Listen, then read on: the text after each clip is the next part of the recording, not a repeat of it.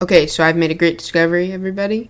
I have figured out what year Star Wars takes place in. Like what year it takes. I know there's like this Star Wars year, whatever it is, BBY. I learned whenever I was Googling. But, like, we have the 1700s and stuff like that. I figured out what year Star Wars takes place in. So, there's this Star Wars comic. I forget the name of it off the top of my head. But it's one where Han Solo and Chewbacca miscalculate, like, a hyperspace jump. Or, like, they have to do it really fast. And they end up on Earth. And, like, at the end of it, Indiana Jones finds their remains. And, it says it takes place, I think it said, let me see it here, 126 years after, 126 years after Han Solo and Chewbacca were on Earth.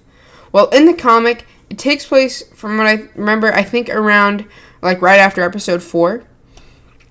So, that would mean Episode 4 takes place in 1810, because, the Indiana Jones in that is around Raiders of the Lost Ark, which takes place in 1936. So take away 126 from 1936, you get to 1810. So Episode 4 takes place in 1810, which means Episode 3 takes place in 1791, because that is around the time Luke Skywalker and Princess Leia are born, which is, well, yeah. So basically, in that, it takes place, Episode 3 takes place 19 years before Episode 4. But then Episode 1 takes place 10 years before Episode 3, so that takes place in 1781. So Episode 1, Star Wars Episode 1 is in 1781. Now, if we jump ahead to Episode 7, that was, let me see here, 34 years after Episode 4.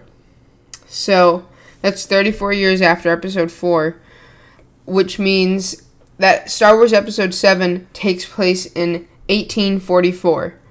I couldn't really find a conclusive answer on this exactly, but from the research I did, it looks like Star Wars Rise of Skywalker takes place in 1845, 1 year after the events.